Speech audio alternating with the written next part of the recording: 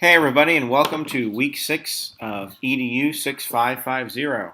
We have a whole lot going on this week and a whole lot to take care of between now and the end of the course, and I'm going to try and take you through a lot of stuff in this video tonight. So please listen carefully, maybe replay it a couple of times, and let's get started on what we're talking about for week number 6. Now I know I just finished talking to many of you a few hours ago. We talked about our data chat session for week 5. And as a reminder, everybody needs to make sure you're doing your summary and you're uploading that into the portal. There's one in week 3, one in week 4, and now one in week 5. So make sure those get in there. Also, coming up due tomorrow night is the John Hattie research paper. Again, that's got to be at least 5 pages, at least 7 different factors that Hattie talked about. And not only what they are, but how they affect you as an educator, either now or as a future leader. So really important stuff that you're going to include in that John Hattie paper. And again, it goes in chalk and wire, but if you go through the portal, it'll take you right to chalk and wire when you try to click on that assignment. Last but not least for week 5 is getting your discussion post response in by tomorrow night, and that's 2 of those as well. So that stuff is all due tomorrow on Monday, July 30th. But we got a big 2 weeks coming up here with week 6 and week 7 of EDU6550. First of all, let me go over the assignments that aren't rubriced and aren't part of Chalk and Wire. So the last few assignments you have left are going to be the discussion forum for week 6. This is the last discussion forum we're going to do, ladies and gentlemen. Last discussion forum in week 6. And it's going to be based on DataWise Chapter 8 and Leverage Leadership Chapter 3. So those are the 2 things you're reading through this week and talking about in discussion forum. And again, just like before, make sure you got your initial posts in by Friday or Saturday of this week and your responses by Monday of next week. Really important on that.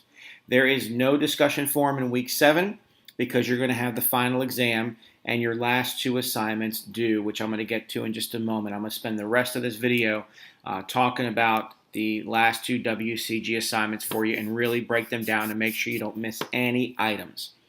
Before I get to that, though, there is one more data chat session. It's going to be week 6. That's on July 31st. And let me give you those times. July 31st is at 7 p.m. That's on Tuesday.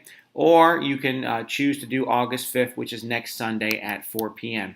Either one is fine. Come to one of those. It's our final data chat. We'll talk about a lot of things, including information related to the last 2 assignments and the final exam. Real quick on the final exam before I talk about WCG number 4 and number 5.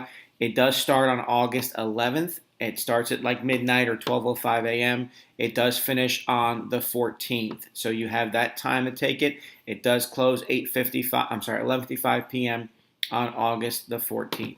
It does cover DataWise chapters 5 through 10 and Leverage Leadership chapters 2, 3, and 7. As I said in the previous video, we're not covering the entire Leverage Leadership book. It's only chapters 2, 3, and 7. So that's it for those 2 pieces. Let me now take you some time to talk about the last 2 assignments, WCG number 4, WCG number 5. First of all, as a reminder, WCG number 5 is going to be done first. That is a data and assessment proposal. That is what's due this week, week 6. And really important, when you get to the data and assessment proposal, it is just that. It is a proposal. And I'm going to pull up some information here for me that's going to help me give you some more information about that. Give me just 1 second, ladies and gentlemen.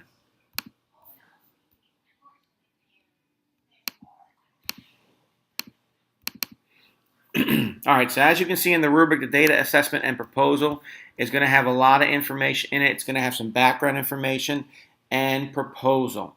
So during this piece, if you look at the rubric with me, first of all, you've got to describe student learning results based on student performance. That is number 1 in this rubric. You're looking at 2 areas. So you're going to pick 2 areas where your school or the school you're looking at data for it needs help, needs assistance, needs to be worked on, and you're going to completely talk about that and describe that kind of like we've done in our data chat session. So how are you going to use that data as a growth piece? And then as you move further into your data and assessment proposal, you're going to talk about an action plan. In that action plan, you want to include several elements. You might want to include information on data analysis, on teacher development, on student development, on communications.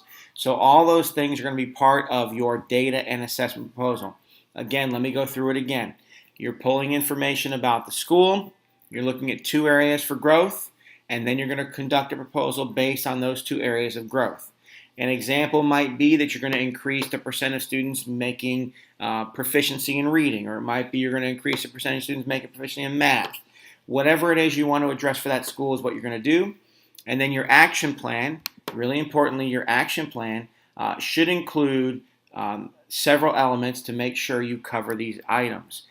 Some examples for you that you may include are things like data analysis, teacher development, student development, communication. All those things can be included in here, and to make sure that you do provide some kind of summary at the end. Really important about that piece. There is one other element here for WCG number 5. There is a response form to get feedback on the proposal. This is where you're going to work with an administrator. This is the one administrative form you've got to fill out on the WCG number 5, and you're going to create a response form basically looking at various elements. Those elements are based on what's in the rubric. It will be things like purpose, alignment, having two significant areas. So making sure that somebody can look at your proposal and rate it that way. So that's a form you're going to complete. And as a reminder, there is also a form for this one as well. This form has to be signed by your principal and turned into Dr. Hassan with the College of Education. So that is WCG number 5. Again, like the previous ones, you want to get it to me ahead of time. I can look at it and make sure you're doing all right. This is really important that you do that by Friday because it is due on Monday. Give me a chance over the weekend to look at them. Again, WCG number 5 is going to be due for you on Monday. That's Monday of next week, August 6th. All right, now moving on to WCG number 4, which is the ILDP, the Individual Leadership Development Plan, that you will access through the WCG portal and information there. So in this one, you're going to be conducting your leadership plan, and it says very clearly in the rubric that you're going to have strategies, you're going to have accountability measures, you're going to have school learning goals, you're going to have strategies to increase motivation, and strategies to engage all stakeholders. Now, you can present this however you want. In the past, I've had students make a PowerPoint presentation. That is perfectly fine. I've had students write it up in a bulleted list. That is perfectly fine.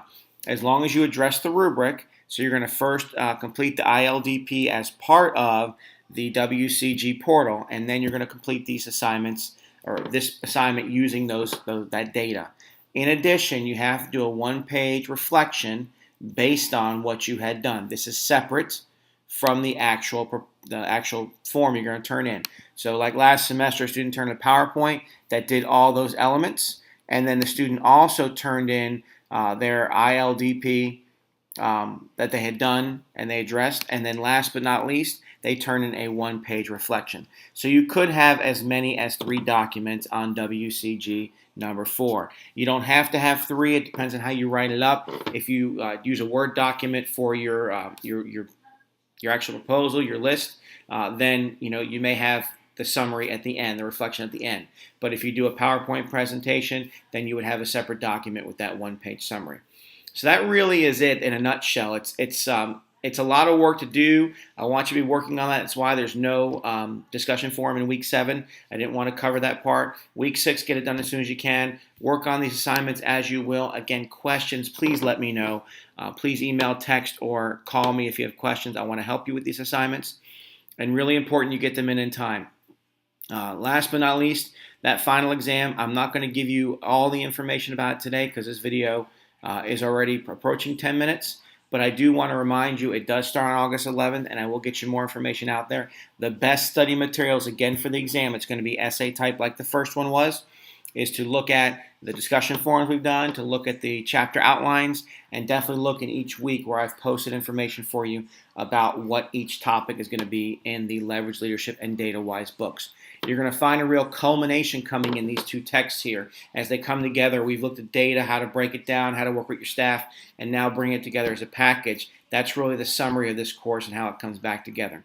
We'll chat a little bit more about that too in our next data chat on July 31st or August 5th. Hope you guys have a fantastic week, and I'll talk to you real soon.